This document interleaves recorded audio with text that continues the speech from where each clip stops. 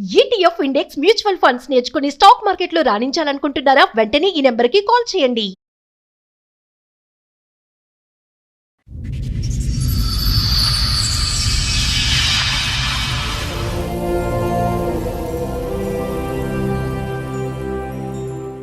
కొంచెం చిన్న health issue వచ్చింది నాకు. ఏదో నార్మల్ హెల్త్ ఏమో జస్ట్ ఎందుకైనా మంచిది డాక్టర్ని కలిస్తే బెటర్ అని చెప్పి కలిస్తే నీకు హెచ్ఐవి అని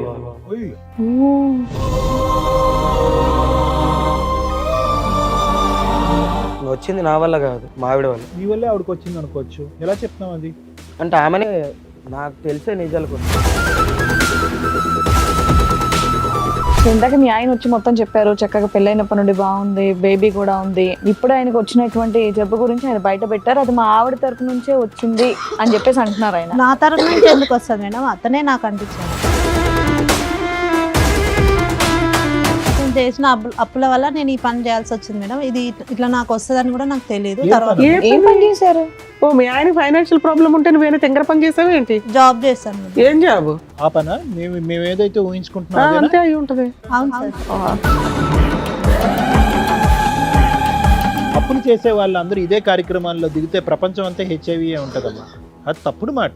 అప్పులు చేసినటువంటి వాళ్ళకి ఇది ఒకటేనా దారి అప్పులు తీర్చడానికి? కూడా పనిచేస్తుందా నీకు? వర్కింగ్ బ్రెయినేనా, నాన్ వర్కింగా?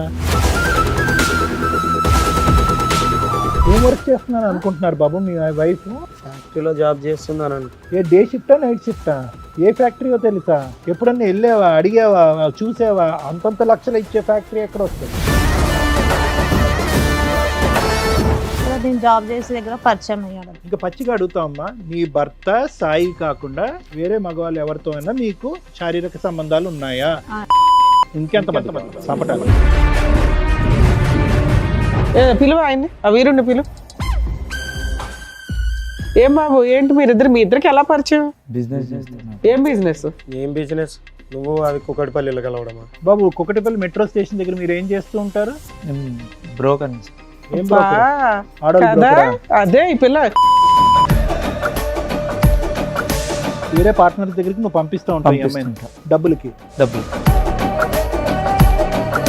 ఒరే తమ్ముడు, ఎవరిని పడితే ఆడవాళ్ళని, అవసరంలో ఉన్న వాళ్ళు, ఏదో అప్పుల్లో ఉండేటటువంటి వాళ్ళు ఎవరిని పడితే వాళ్ళని లూప్లోకి దించేయటమేరా బాబు? ఆమె దిగుతానంటే దించేయటమేనా గడిది గుడ్డు? ఇప్పుడు మరి ఆ అమ్మాయి ఇప్పుడు ఆ జబ్బు వచ్చి పడింది, ఓకేనా నీకు?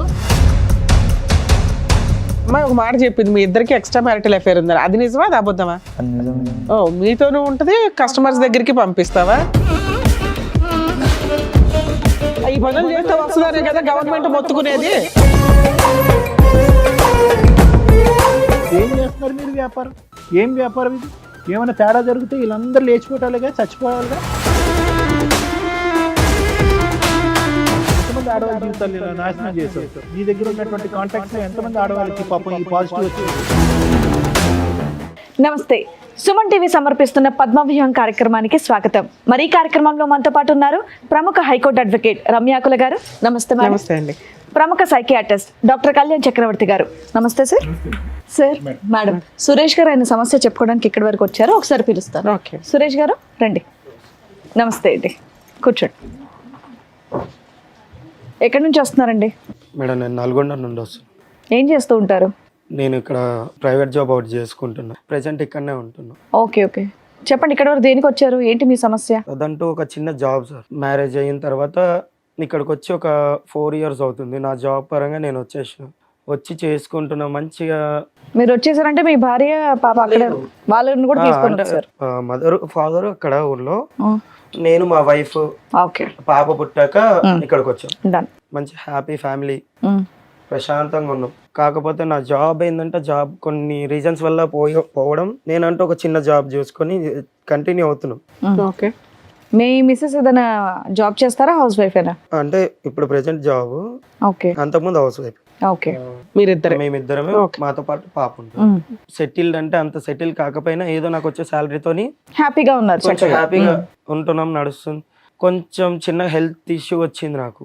ఏదో నార్మల్ హెల్త్ ఏమో జస్ట్ మెడికల్ షాప్కి వెళ్ళి టాబ్లెట్స్ ఏమైనా వాడితే తగ్గిపోద్దని మా ఫ్రెండ్ సజెషన్ ఇస్తే వాడాను. తర్వాత ఇంకా కొంచెం ఎక్కువైనట్టు అనిపించింది. ఎందుకైనా మంచిది డాక్టర్ని కలిస్తే బెటర్ అని చెప్పి కలిస్తే నీకు హెచ్ఐవి ఉంది బాబు.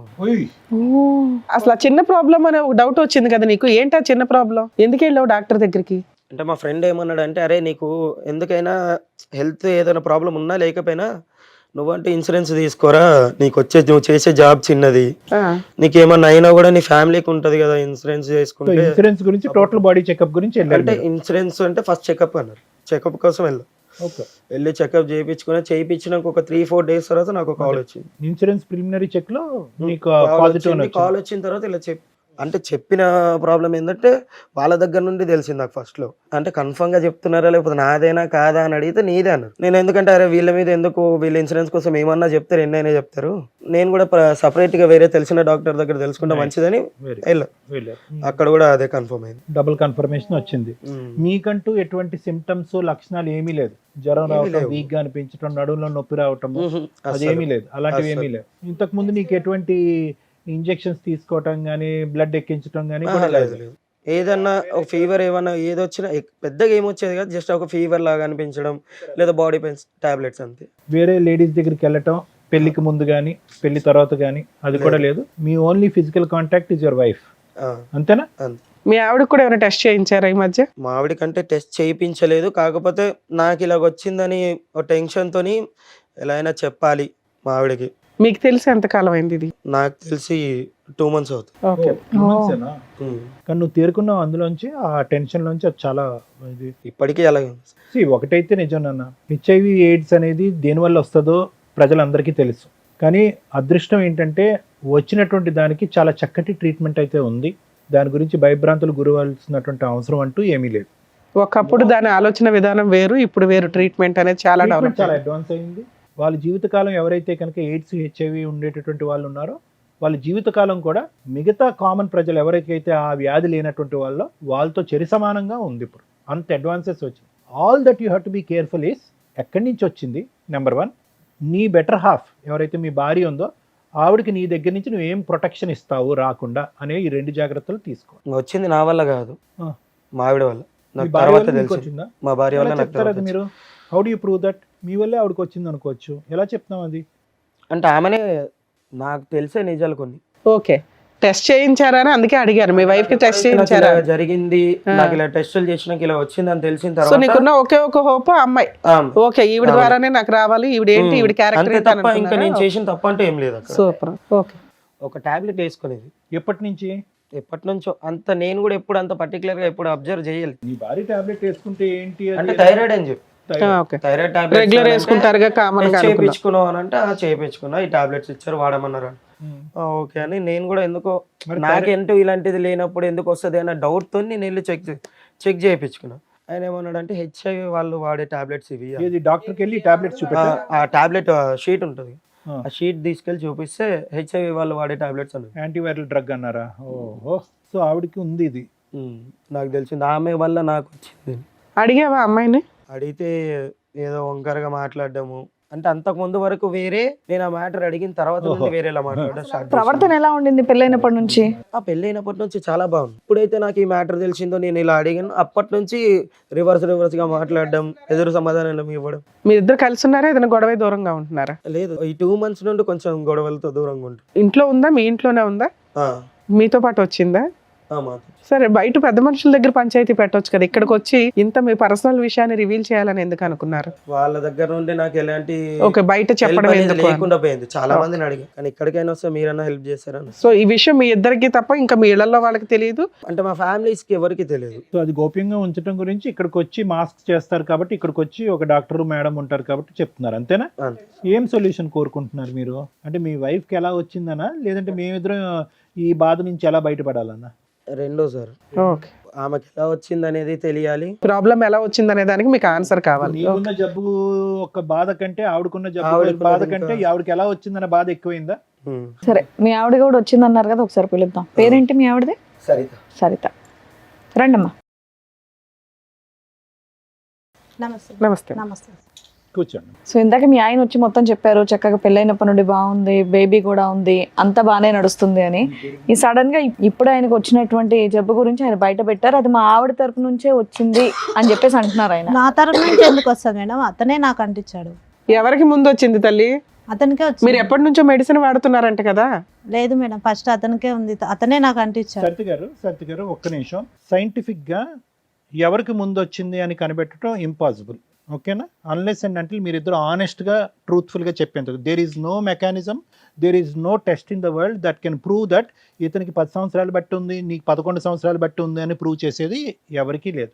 ఇక్కడ ఉండేటటువంటి ఒక భయంకరమైనటువంటి ఒక అంశం ఏంటంటే అతను షాక్ తిని పేషెంట్ అయ్యాడు. ఏది?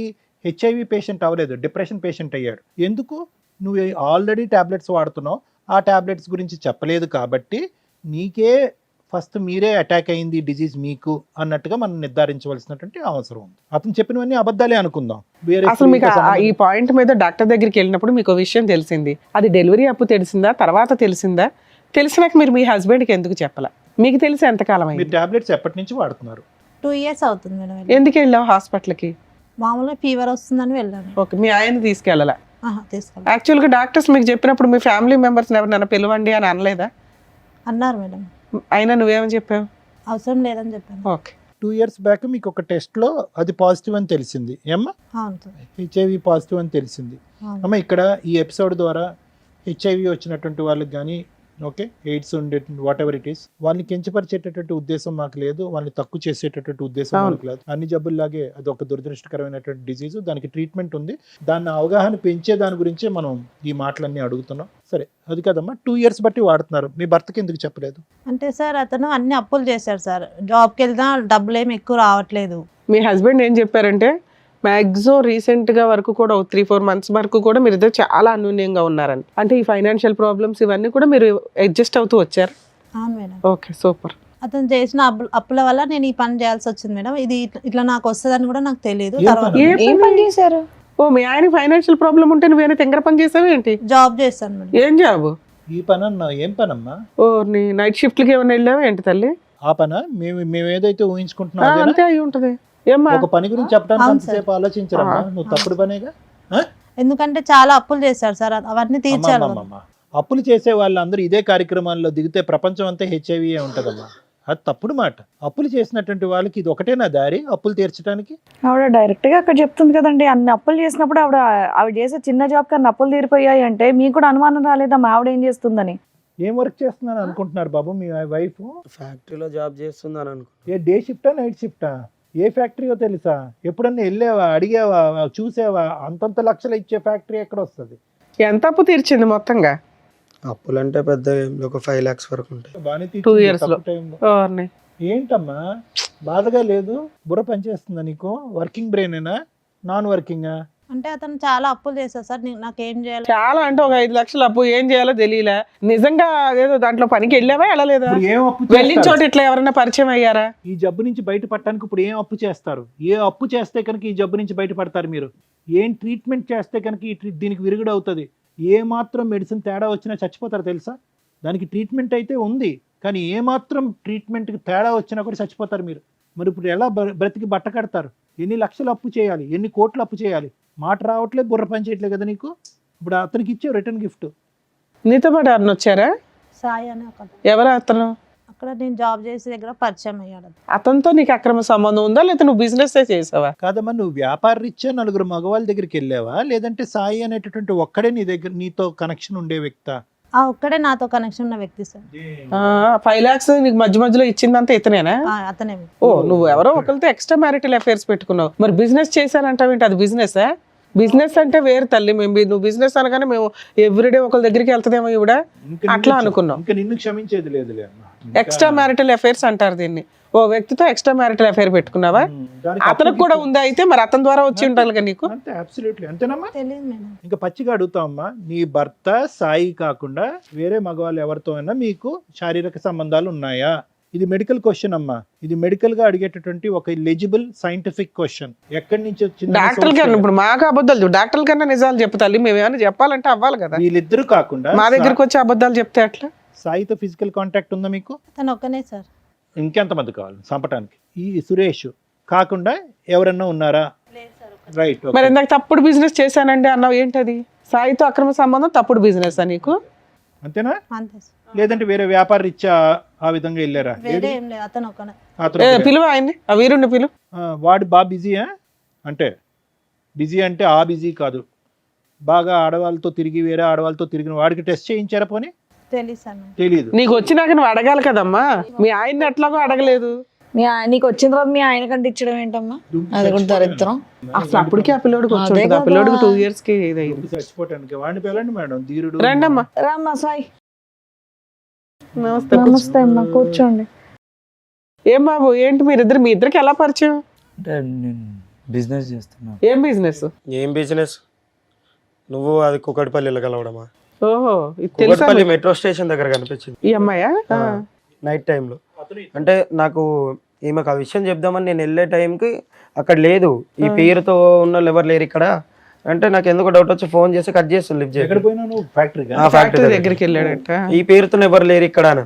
ఓ, సరే అని చెప్పి కాల్ చేసి కాల్ కట్ చేస్తాను. సరేలే ఇంటికి వెళ్ళిపోతాం అన్న టైంలో నాకు అక్కడ మెట్రో దగ్గర కనిపిస్తుంది. సో ఈ అమ్మాయి ఏ ఫ్యాక్టరీకి వెళ్ళలేదు, ఫుల్ టైం జాబ్ అనేది సాయితో ఫుల్ టైం జాబ్. అతను ఏమొచ్చి డబ్బులు ఇస్తున్నాడు, ఆవిడ వచ్చి నీ అంటే ఈ అప్పులు సాయి తీరుస్తున్నాడు. ఒకడే లేకపోతే ఇంకెవరైనా ఉన్నారా అని నాకు డౌట్. ఎవడు తెలుసు? కాదమ్మా, అసలు అట్లాంటి ఫ్యాక్టరీ ఒకటి ఉందా? ఉంది. అలాంటి ఫ్యాక్టరీలో ఈ అమ్మాయి ఎంప్లాయీ కాదు. కాదు అసలు. బాబు, కుకటిపల్లి మెట్రో స్టేషన్ దగ్గర మీరు ఏం చేస్తూ ఉంటారు? నేను బ్రోకర్ని సార్. ఏం బా, broker? ఆడవాళ్ళ కదా broker ఆ? అదే ఈ పిల్ల ఆడవాళ్ళ ఇందాక broker ఫస్ట్ ఆ? ఒప్పుకుంది మేడం, తీరా చూస్తే మళ్ళీ సో ఈ మారు అమ్మాయి మారు నీ చేసింది. పార్ట్నర్ కాదు, పార్ట్నర్ వేరే పార్ట్నర్ దగ్గరికి నువ్వు పంపిస్తూ ఉంటావు ఈ అమ్మాయిని పంపిస్తుంటా డబ్బులకి. డబ్బులకి. మీ ఆయన నువ్వు చేసే ఫ్యాక్టరీ దగ్గరికి వెళ్ళాడు, నువ్వు అసలు అట్లాంటి ఎంప్లాయీవే కాదు. ఏ ధైర్యంతో నువ్వు మీ ఇద్దరికి ఎలా పరిచయం అయింది? 3 years బ్యాక్ ఒక చోట షాపింగ్ మాల్లో అట్లా పరిచయం అయ్యి అట్లా. ఒరే తమ్ముడు, అది కాదు, ఎవరిని పడితే ఆడవాళ్ళని అవసరంలో ఉన్న వాళ్ళు, ఏదో అప్పుల్లో ఉండేటటువంటి వాళ్ళు ఎవరిని పడితే వాళ్ళని లూప్లోకి దించేయటం ఎరా బాబు? ఆమె దిగుతా అంటేనే దిగుతానంటే దించేయటమేనా? గడుదు గుడ్డు వెనకతలు ఏముందో తెలియదు, ఆలోచన తెలియదు. ఇప్పుడు మరి ఆ అమ్మాయి ఇప్పుడు ఆ జబ్బు వచ్చి పడింది, ఓకేనా నీకు? నాకు ఉంది సార్, ఆ? నాకు ఉంది. సరే, నీకెవరి వల్ల వచ్చిందో? నీకు ఈ అమ్మాయి వల్ల వచ్చిందా? కాదమ్మా, మీ దగ్గర ఎంతమంది ఉంటారు ఇట్లాంటి కస్టమర్స్? ఐ మీన్ ఇట్లాంటి మీ ఏజెంట్ టీమో ఏదో నాకు అర్థం కావట్లే. చాలా మంది. చాలా మంది ఉన్నారా తల్లి? సో నీకు వచ్చింది కాబట్టి ఆడవాళ్ళందరినీ ఈ బిజినెస్లో దింపేసి అందరికీ ఇది వచ్చేటట్టు చేస్తావా? మానవత్వం ఉండాలి కదా. అప్పులు తీర్చుకోవడానికి డబ్బుల గురించి ఆడవాళ్ళు వస్తున్నారు నీ దగ్గరికి, అట్లీస్ట్ జాగ్రత్త పడండి అమ్మా.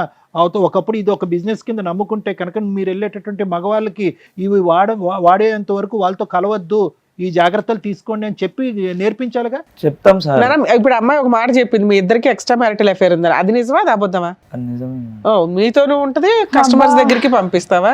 సరే, నీకైతే జబ్బు ఉంది. ఇప్పుడు సార్ చెప్పింది ఏంటి? ప్రికాషన్స్ చెప్పి, ఒక ఏజెంట్ అంటే ఎట్లా ఉండాలి, ప్రికాషన్స్ చెప్పి పంపించాలా? చెప్తాం మేడం, మాకు కూడా ఎట్లా వచ్చిందో తెలియదు కానీ ఈ పనులు చేస్తే వస్తుందనే కదా గవర్నమెంట్ మొత్తుకునేది. నానా, ఇప్పుడు ఇది కించపరిచేటటువంటి వ్యాపారం కాదు, ఇది లీగలైజ్ చేసినటువంటి కొన్ని సందర్భాల్లో లీగలైజ్ చేసినటువంటి వ్యాపారం. సో సహజంగా మేము మీలాంటి వాళ్ళు వచ్చినప్పుడు ట్రైనింగ్ చేసినప్పుడు ఏమంటామంటే, ఏదైతే కనుక ఆ కాండమ్స్ అనేవి ఉంటాయో అవి మగవాళ్ళు ఎవరైతే వాడుతున్నారో వాళ్ళు తెచ్చుకోకూడదు, మీరే ఇవ్వాలి వాళ్ళకి క్వాలిటీ కాండమ్స్ అనేటటువంటి విధంగా మేము చెప్తాం. లేదు అంటే కనుక ఫీమేల్స్ కూడా వాడేటటువంటి కొన్ని ఉంటాయి, ఇలా కూడా చెప్తూ ఉంటాం. ఏం చేస్తున్నారు మీరు వ్యాపారం? ఏం వ్యాపారం ఇది? ఏమైనా తేడా జరిగితే వీళ్ళందరూ లేచిపోవటాలిగా, చచ్చిపోవాలిగా. ఒక లీగాలిటీ లేదా ఇందులో? ఎంతమంది ఆడవాళ్ళ జీవితాలు ఇలా నాశనం చేసావు? నీ దగ్గర ఉన్నటువంటి కాంటాక్ట్స్లో ఎంతమంది ఆడవాళ్ళకి పాపం ఈ పాజిటివ్ వచ్చింది? ఎవరికి రాలేదు సార్. ఈవిడికి ఒక్కదానికి అసలు టెస్టులు చేయించుకుంటారా మీరు ఎప్పుడప్పుడన్నా? చేయించుకుంటున్నాం. మరి చేయించుకునే వాళ్ళు మిగతా వాళ్ళ పరిస్థితి, నీ పరిస్థితి ఉంటే ఈ అమ్మాయితో ఎందుకు కాంటాక్ట్ పెట్టుకున్నావు? నువ్వు ఫిజికల్ మాది రిలేషన్ ఎందుకు business పెట్టుకున్నావు? మేడం. మాది బిజినెస్ వేరేనా? ఎప్పటి ఈ నుంచి? అమ్మాయితో ఫిజికల్ రిలేషన్ ఎందుకు పెట్టుకున్నావు? నీకైతే ఉంది కదా. నీకు ఉన్నదని తెలిసాక ఇవిడికి అంటించావా? నాకు తెలియదు మేడం, టెస్ట్ చేయించుకున్నాక తెలిసి. ఏది ఇవిడికి తెలిసినాక టెస్ట్ చేయించుకున్నావా? లేదు లేదు, ముందే చేయించుకున్నావు? మరి ముందే చేయించుకున్నదే కదా. వచ్చినప్పుడే చేయించు. నీకు తెలిసి ఎంతకాలం అయింది? ఈమె మిమ్మల్ని పరిచయం ఎప్పుడు అయిన పోలీసులు తర్వాత రైడ్ 2.5 ఎవరు years. పట్టుకోలేదా? లేదు మేడం. ఎప్పుడు ఎవరు దొరకలేదా మీ టీమ్స్? సార్, ఇప్పుడైతే మీకు అర్థం అవుతుంది, మీ వైఫ్కి పలానా పని వల్ల వచ్చింది, మీకు రీజన్ అడిగారు, రీజన్ క్లియర్. ఏం చేద్దాం అనుకుంటున్నారు? ఇప్పుడు మమ్మల్ని ఏం అడుగుతున్నారు? మీరు అడిగిన దానికి ఆన్సర్ చెప్పిచ్చేస్తాం. మా ఆవిడకి ఎలా వచ్చిందండి అని మీకే 90% డౌట్ ఉంది. ఎక్కడైతే మీరు మెట్రో దగ్గర పట్టుకున్నారో మీకు సీన్ అర్థమైంది. ఇప్పుడు వాళ్ళతోనే మాట్లాడిస్తున్నాం. మీ వైఫ్ 2 years నుంచి బిజినెస్ చేయడం వల్ల ఆ అమ్మాయికి ప్రాబ్లం వచ్చింది. మేబీ ఈవిడ దగ్గరకు వెళ్ళిన వాళ్ళు ఎంతమందికి వచ్చిందో ఫ్యూచర్లో డిసైడ్ అవుతుంది. ఇది కంప్లీట్గా డీరేల్ అయినటువంటి ఒక ట్రైన్ నాన్న. ఈ ట్రైన్ పట్టాలు తప్పింది కంప్లీట్గా. ఇక్కడ ఈ అమ్మాయితో నువ్వు కాపురం చేయాలనో అవును. లేదంటే ఈ అమ్మాయితో ఉండాలనో చెప్పేటటువంటి హక్కు అధికారం మాకు లేదు. నీకైతే పూర్తి రైట్స్ ఉన్నాయి డెసిషన్ ఏ తీసుకోవడానికి. decision తీసుకోవాలన్నా మీకు రైట్స్ ఉన్నాయి. కాకపోతే ఇలాంటి ప్రాబ్లం ఉన్న కేసుల్లో ఏం చేస్తే బెటర్ అని సారు నేను చెప్తాం. సురేష్ గారు, సో నేను ఇందాక చెప్పినట్టుగా ఏంటంటే దీనికి పెద్ద ఎక్స్టెన్షన్ ఏం అక్కర్లేదు. ఈరోజు ఆ అమ్మాయి ఫుల్ కాన్షియస్తో, ఫుల్ అవేర్నెస్తో, ఏదో మతి భ్రమించో లేదంటే కన్ఫ్యూజన్లో లేదంటే ఒక తాగిన మత్తులోనో వెళ్ళిపోయేటటువంటి కేసు కాదు ఇది. ఫుల్ కాన్షియస్లో ఎక్కడా కూడా తాన్ని అబ్జెక్ట్ చేసుకోకుండా, మీరు పెట్టినటువంటి అలిగేషన్ తను అబ్జెక్ట్ చేసుకోకుండా థ్యాంక్ యూ. ఎందుకంటే కనుక ఈరోజు కాదండి అతనికే ముందు వచ్చిందండి, నాకేమీ లేదండి, ఏది లేదు అంటే కనుక అది ప్రూవ్ చేయడానికి కూడా లేదు మేడం. ఎందుకంటే టెస్ట్ ఎప్పుడైతే చేయించుకున్నారో అప్పటి నుంచి జబ్బు మొదలైనట్టు కాదు. ఎప్పటి నుంచన్నా ఉండొచ్చు, టెస్ట్ ఇప్పుడు జరిగి ఉండొచ్చు, టెస్ట్ 1 year బ్యాక్ జరిగి ఉండొచ్చు, 1 year బట్టి జబ్బు ఉన్నట్టు కాదు. సో నువ్వు 2.5 years బట్టి మందులు వాడుతున్నా, అతను నిన్న కాక 2 months బ్యాక్ టెస్ట్ చేయించుకున్నా, నీ దగ్గర నుంచి అతనికి వచ్చిందన్నది నువ్వు చెప్పేంత వరకు ప్రూవ్ చేయడానికి లేదు. నువ్వు ఎటొచ్చి నిజాయితీగా ఇక్కడ వచ్చి కూర్చుని స్టార్టింగ్లో కొద్దిగా డిఫెన్స్ తీసుకున్నారు అనుకోండి, మీరు కాదు మేడం అతనే అన్నారు, కానీ తర్వాత అయితే మాత్రం అప్పుల బాధ తాళలేక ఎటుపోవాలో దిక్కులేక ఇతన్ని మధ్యవర్తిత్వంగా వాడుకుని, అది వీటిలు అంటారు కదమ్మా, ఆ విధంగా 4 దగ్గరికి వెళ్ళాను అని మీరు చెప్పారు. ఇతనితో కూడా మీకు ఒక సంబంధం ఉందన్నట్టుగా చెప్పారు. ఖచ్చితంగా వాళ్ళ ద్వారా వచ్చిందన్నట్టు తెలుస్తూ ఉంటుంది. ఇప్పుడు ఒక విధంగా చూసుకుంటే ఏమో మీరు వాళ్ళ దగ్గరికి వెళ్ళక ముందు కూడా ఇతను ఎవరి దగ్గరికైనా వెళ్ళి ఉండొచ్చు కదా అని మనం మాట్లాడుకోవచ్చు, కానీ అది రేర్ పాసిబిలిటీ. ఎందుకంటే కనుక మీ భర్త ఏంటి అన్నది మీకు తెలుసు, మీ భర్తకు వేరే పరిచయాలు లేవన్నది తెలుసు, ఇతను మిమ్మల్ని ఇద్దరిని లైవ్లో మెట్రో స్టేషన్ దగ్గర చూశాడు. సో ఇవన్నీ కొలాబరేటివ్ ఎవిడెన్సెస్ అంటూ ఉంటారు, అంటే ఖచ్చితమైనటువంటి ఎవిడెన్సెస్ కాదు. సో ఖచ్చితంగా అని చెప్పలేం, కానీ there is a big chance, 90 to 95% chance that అతనికి వచ్చినటువంటి వ్యాధి మీ దగ్గర నుంచి వచ్చింది. కాబట్టి ఇప్పుడు ఎలా ఉంది అంటే కనుక అది హోల్ అండ్ సోల్ కంప్లీట్గా మీరు ఒక కాన్షియస్లో తీసుకున్నటువంటి నిర్ణయం, 4 దగ్గరికి వెళ్ళారు అనేటటువంటి నిర్ణయం, అతనికి కూడా ఉంది అనేది ఒక నిర్ణయం, అతని ద్వారా మీకు వచ్చి ఉండొచ్చు లేదంటే వేరే వాళ్ళ దగ్గర నుంచి వచ్చారు అనేటటువంటి నిర్ణయాన్ని మనం అందరం తీసుకున్నాం, ఒక డెసిషన్ మనం తీసుకున్నాం. కాబట్టి ఇప్పుడు ఎలా చూడాలి అంటే అప్పు గురించి వెళ్ళానో ఇంకో దాని గురించి వెళ్ళాను అనే అంశాన్ని తీసి పక్కన పెడితే కనుక నువ్వు అఫెండరు, అతను విక్టిమ్ అయ్యాడు. అఫెండర్ అంటే కనుక అతను ప్రాబ్లం రావడానికి నువ్వు కారణం అయ్యావు, అతను బాధితుడయ్యాడు. నువ్వు కోరి తెచ్చుకున్నటువంటి అంశం ఇలా జరుగుతుందని చాలా వరకు ఛాన్సెస్ ఉంటాయి అని చదువుకున్నటువంటి అమ్మాయి నీకు తెలుసు, అతను తెలియక నీతో అది పెట్టు. నువ్వు అప్పుడు 2 years బ్యాక్ ఎప్పుడైతే డయాగ్నోసిస్ అయిందో నీకు, నువ్వు ట్యాబ్లెట్స్ మొదలుపెట్టావో అప్పటి నుంచి అట్లీస్ట్ కొద్దిగైన జ్ఞానము, బుద్ధి, ఆలోచన, మానవత్వం ఉండున్న దానివైతే కనుక నా చావేదో నేను సస్తాను, నాతో పాటు అతను చంపుకోను అనేటటువంటి బుద్ధి నీకు ఉండుంటే కనుక అతనికి చెప్పుండేదానివి, శారీరకపరమైనటువంటి కలయికలో కొన్ని జాగ్రత్తలు తీసుకుని ఉండేవారు. అట్లీస్ట్ ఈరోజు ఇద్దరు తల్లిదండ్రులకి ఈ దురదృష్టకరమైనటువంటి వ్యాధి రాకుండా నీకు ఒక్కదానికే వచ్చి ఉండేది, అతను హెల్దీగా ఉండేవాడు. అంటే ఇలా అంటున్నానని ఏం అనుకోవద్దమ్మా. ఏదన్నా కర్మకాలి దురదృష్టం కొద్దీ నువ్వు ఏదైనా జబ్బును బారి నువ్వు చనిపోయావు అనుకో, ఆ బిడ్డకి అట్లీస్ట్ తండ్రి ఉంటాడు. ఇప్పుడు రిస్క్ ఎలా ఉంది, నీకెంత రిస్క్ ఉందో అతను కూడా అంతే రిస్క్లోకి లాగావు. నువ్వు ఒకప్పుడు ఏదన్నా బాలేని పరిస్థితిలో, మందులు సరిగ్గా వేసుకోలేనటువంటి పరిస్థితిలో ఈ డిజీజ్ మీద వేరే డిజీజ్ ఏదన్నా వచ్చిందనుకోండి, అప్పుడు లైఫ్ చాలా రిస్క్ అవుతుంది. ఇప్పుడు నువ్వేం చేసావు, ఇద్దరిని రిస్క్లోకి లాగావు, ఆ బిడ్డ యొక్క ఫ్యూచరు క్వశ్చన్ మార్క్ చేసావు. బిడ్డ వయసు ఎంతమ్మా? 6 కదా? 6 సంవత్సరాలు. బిడ్డకు టెస్ట్ చేయించారా? అంటే కోర్స్ నువ్వు గర్భం వచ్చే టైంకి బిడ్డ అప్పటికి నువ్వు ఈ వ్యాపారంలో లేదు అనేది మనకు అర్థమవుతుంది, కానీ బట్ ఎనీవే.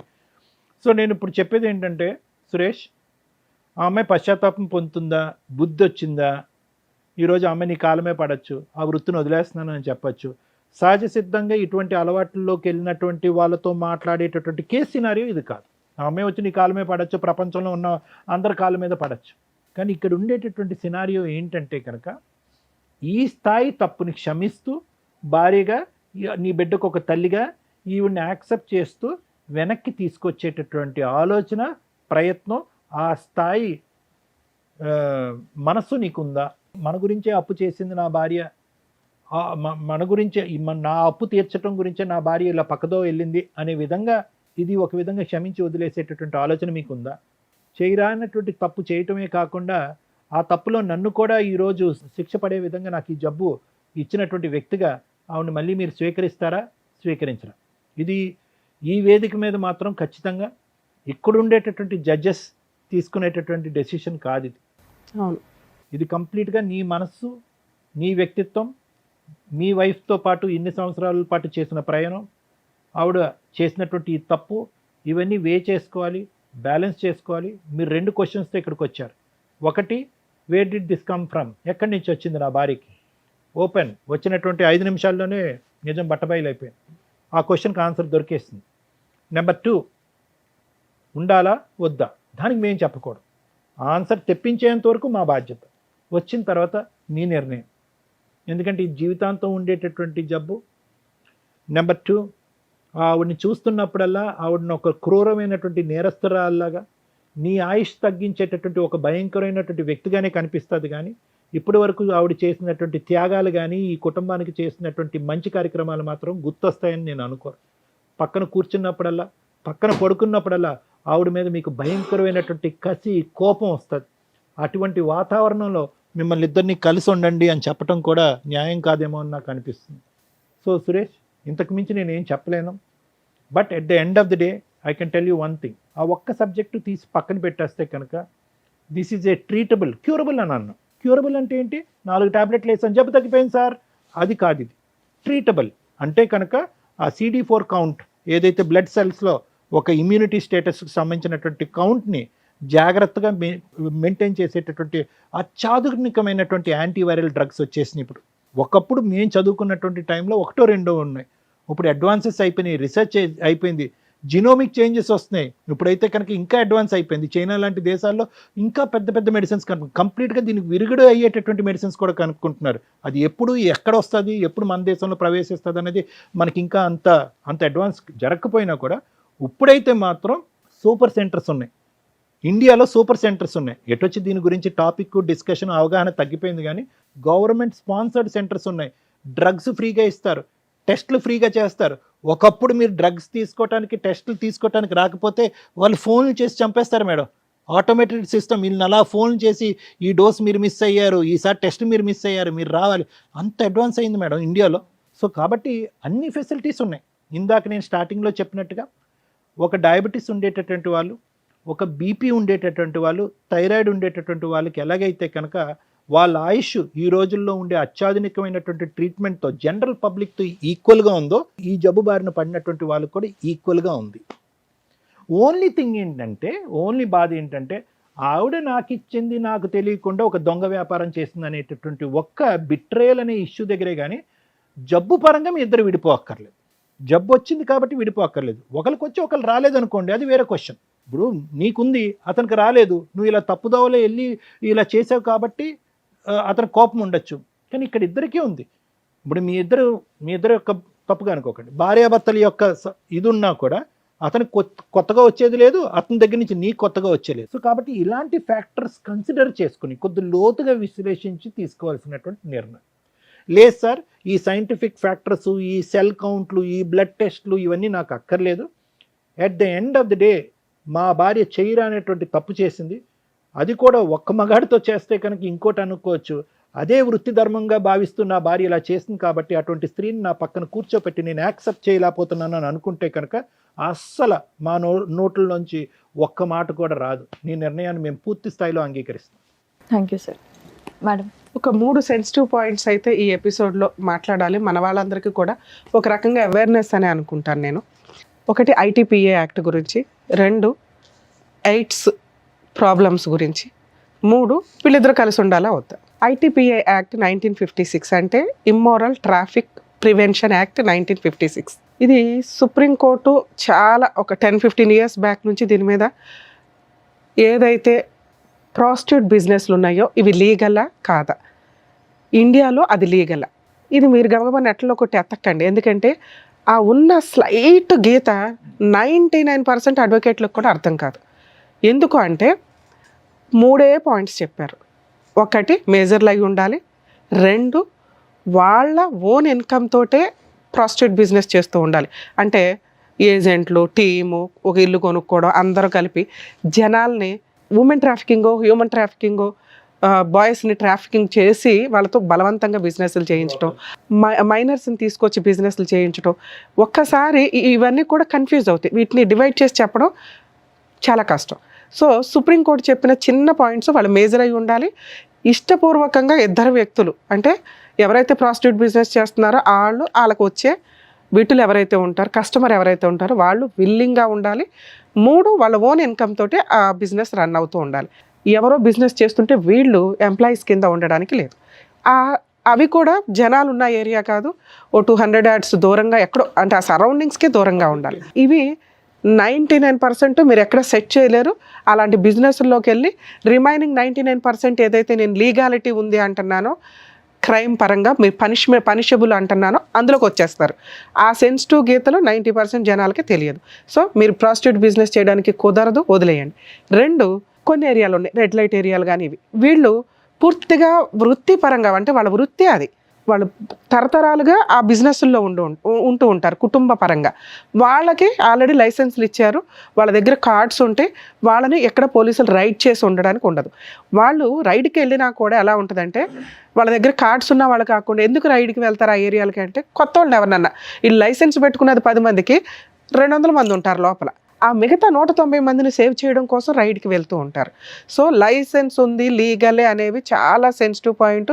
మీకు అర్థం కాదు, అలా ఆ వంక పెట్టుకొని చేయాలని చూడకండి. 2, ITPA యాక్ట్ సెక్షన్ 4 నుంచి 9 వరకు, సెక్షన్ 3 కూడా సీరియస్ పనిష్మెంట్స్కి సంబంధించిన ప్రాస్టిట్యూట్ బిజినెస్కి పనిష్మెంట్లు అవన్నీ 3 to 7 years పనిష్మెంట్లు పడుతూ ఉంటాయి. బ్రాతల్ బిజినెస్ సీక్రెట్గా రన్ చేస్తూ ఉద్యోగాలనో, జాబులనో, సినిమాల్లో అనో వాళ్ళని ఇందులోకి ట్రాప్ చేస్తూ కస్టమర్స్ దగ్గరికి పంపిస్తే, అంటే ఇప్పుడు ఆ అబ్బాయి చేస్తున్న బిజినెస్, వీళ్ళకి ఇంకో టీం ఉందట, ఈయన వన్ ఆఫ్ ద ఏజెంట్, వీళ్ళు ఒక లీడర్స్ ఉంటారు. సో వీళ్ళందరూ కూడా ఈ చట్ట ప్రకారం పనిషబుల్లే. అలాగే ఈ అమ్మాయిలు ఎవరైతే ఉన్నారో, ఒకప్పుడు వీళ్ళని కోర్ట్స్లో, క్రిమినల్ కోర్ట్స్లో వీళ్ళని ప్రొడ్యూస్ చేస్తారు ఒకవేళ రెడ్ హ్యాండెడ్గా దొరికితే. వీళ్ళకి ఉమెన్ సెల్కి పంపించి వీళ్ళకి కౌన్సిలింగ్స్ ఇస్తూ కస్టమర్స్ దగ్గర ఫైన్ కట్టించుకొని వదిలేసేవాళ్ళు. కొన్ని కేసుల్లో వీళ్ళు మైనర్లనో లేకపోతే ఫోర్స్ఫుల్గా వీళ్ళని దింపారనో తెలిసినప్పుడు వీళ్ళందరికీ పనిష్మెంట్స్ చాలా సీరియస్గా ఉంటాయి. కస్టమర్స్ని కూడా ఈ మధ్య పోలీసులు వదలటం లేదు. కాబట్టి ఆ లైసెన్సు ఇవన్నీ ఉన్నాయా లేదో చూసుకొని వెళ్ళండి, అనవసరంగా ఇట్లాంటి చోటకి వెళ్ళొద్దు. ఇలా వెళ్ళటం వల్ల ఇలాంటి బిజినెస్లోకి ఎవరైనా ట్రాప్ చేస్తున్నా మీరు ఇమీడియట్గా పోలీస్ ప్రొటెక్షన్ తీసుకోవడానికే చూడండి.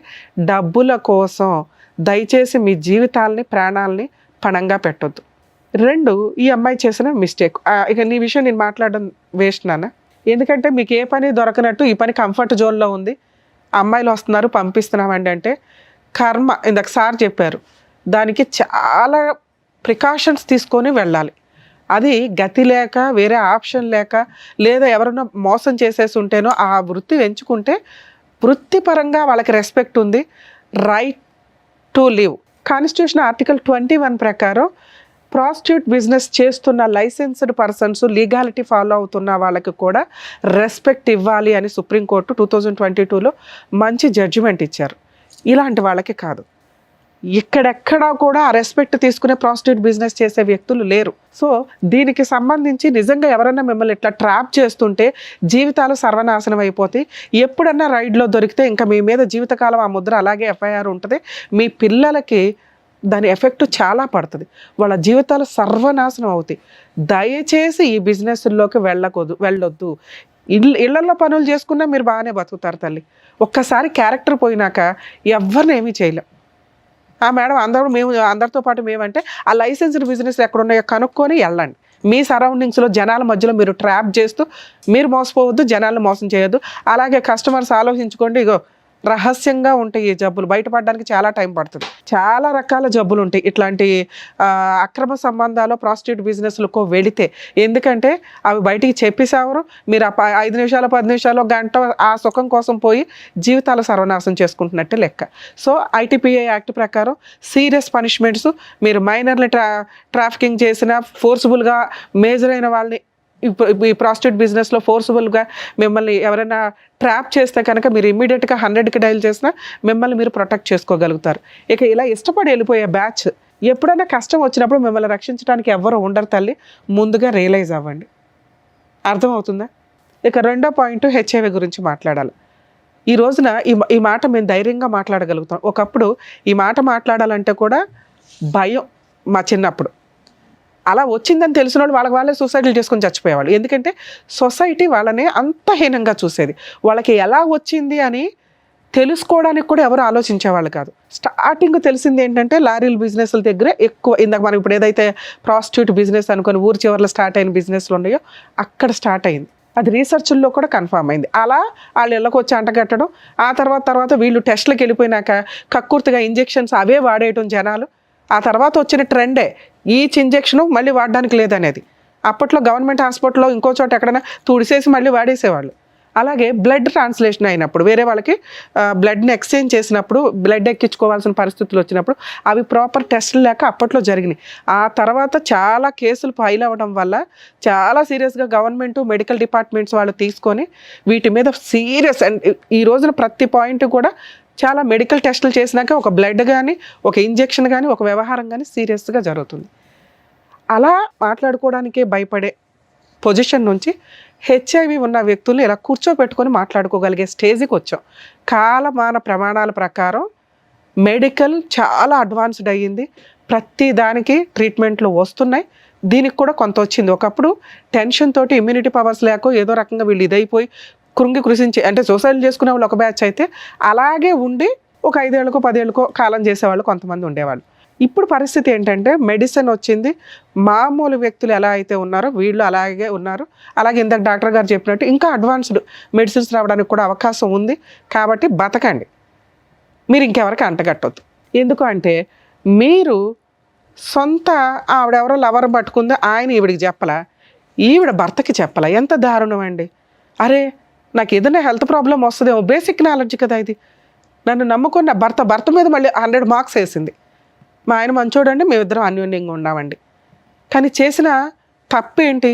ఎవరి కోసం చేసింది? తన సొంత ఆనందాల కోసం ఇంకో దానికోసమే చేస్తే ఆ అమ్మాయిని చీ అనొచ్చు. చేసిన తప్పుకి చీ అంటున్నాం తప్ప దానికి తగ్గ పెద్ద పనిష్మెంట్ పడిపోయింది ఆ అమ్మాయికి. కానీ ఎందుకు చేసింది అనే దగ్గర కొన్ని మార్క్స్ పడుతున్నాయి, కుటుంబం కోసం, భర్త కోసం.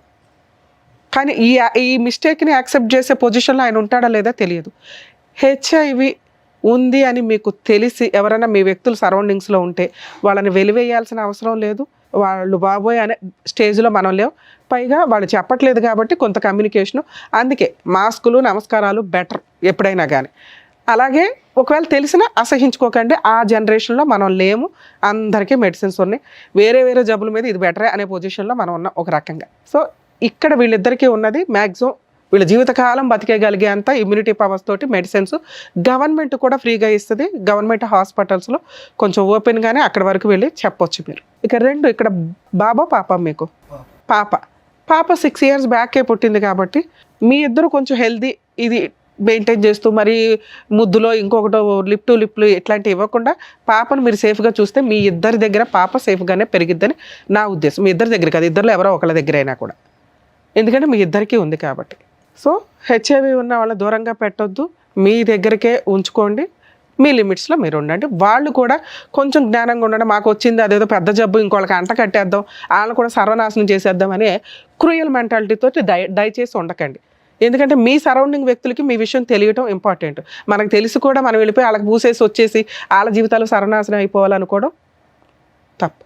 ఇక వీళ్ళ విషయానికి వస్తే ఆ అమ్మాయి మీకోసం చేసింది. ఈ తప్పు చేసిన విధానం తప్పు, ఎంచుకున్న మార్గం తప్పు. మీరు అప్పులు చేయకుండా ఉండుంటే ఆ పిల్లకి బయటికి వెళ్ళి అలాంటి జాబ్ ఒకటి చేయాల్సిన అవసరం వచ్చేది. మేడం ఆ జాబ్ ఎవడు చేయమన్నాడు మేడం, పావలానే తెస్తే చాలు అంటే కర్మ అయిపోయింది అక్కడ. ఆవిడేదో జాబ్కి వెళ్ళే టైంకి ఆడెవరు తగిలాడు, ట్రాప్ చేయడం అంటారు దీన్ని. ఆ అమ్మాయి ₹1 సంతానికి వాడుకోలే, ₹1 చిన్న బంగారం కొనుక్కోలే, అన్నీ మీ అప్పులు అయితే తీర్చింది. అది మీరు ఒప్పుకుంటున్నారు. అంటే ఒక భర్త కోసం మరీ బుట్టల్లో పెట్టుకొని సతీ సావిత్రిలాగా ఎలా అయితే వెళ్ళారో కొంతమంది ఈ టైప్లో వీళ్ళ జీవితాలు సర్వనాశనం చేసుకోవడం కింద లెక్క. మీకు ఇప్పుడు ఏంటి ఆల్టర్నేటివ్? ఇన్ కేస్ ఈ అమ్మాయికి ఒక్కదానికి ఈ ప్రాబ్లం ఉండి ఈ అమ్మాయి ఈ పని తప్పు క్యారెక్టర్లకు మేము చాలా ఇంపార్టెన్స్ ఇస్తున్నాం. మాకు తెలిసి మేము ఎప్పుడు క్యారెక్టర్ గురించి వాయిస్ రేజ్ చేస్తాం. ఇక్కడ ఈ అమ్మాయి క్యారెక్టర్లో చేసిన విధానం తప్పు కానీ ఎంచుకున్న మార్గం తప్పు కానీ ఎందుకు చేసింది అనే రీజన్ కొంచెం కంఫర్ట్ జోన్లో ఉంది. యాక్సెప్ట్ చేస్తారా లేదా అనేది ఫుల్గా మీకే.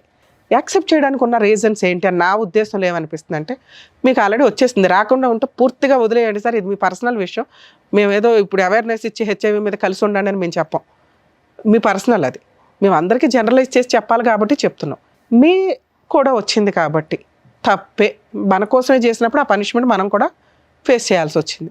పాప ఉంది, ఒకవేళ మీరు ఈ అమ్మాయిని వదిలేస్తే ఏంటి, ఏమీ లేదు, ఆ అమ్మాయి లీగల్గా ఏదో 498 అవి వేసుకుంటుంది, పాప మీ దగ్గరే ఉంటుంది, ఆ అమ్మాయికి ఏదో మెయింటెనెన్స్ ఇస్తారు ఇంతవరకే, ఆ అమ్మాయి మళ్ళీ ఆ బిజినెస్లో వెళ్ళిపోయి ఇంకా పెద్దది చేసుకుంటుంది ఆ జాబ్ని, తెలియదుగా తెంగరది, నువ్వు ఉంటేనే కాపాడుకోలేకపోయావు 2 yearsలో. ఇక 2, మీ ఆప్షన్ ఏంటి, పిల్లని మీరు చూసుకుంటే మీ అమ్మ నాన్న తెచ్చుకొని ఇక్కడ చూసుకుంటూ ఉండాలి, మీరు ఎవరినో పెళ్లి చేసుకోవాలనుకుంటారుగా, ఆ వచ్చే వాళ్ళని మామూలు వ్యక్తం చేసుకునే రైట్స్ మీకు లేవు, మీకు మనస్సాక్షి ఉంటుందిగా, ఇదేగా మేము ఇంత మొత్తుకునేది, హెల్త్ ప్రాబ్లమ్స్ ఉన్న అమ్మాయిని ఎవరినో ఒకరిని చూసుకోవాలి, లేదా ఇలా హెచ్ఐవి ఉన్న వాళ్ళని ఈ మధ్య ఆ NGOs వాళ్ళు హెచ్ఐవి ఉన్న వాళ్ళకి హెచ్ఐవి వాళ్ళని చేస్తున్నారు, ఉన్నంత వరకు వాళ్ళిద్దరూ ఒకరికొకరు తోడుగా ఉంటారు కదా అని.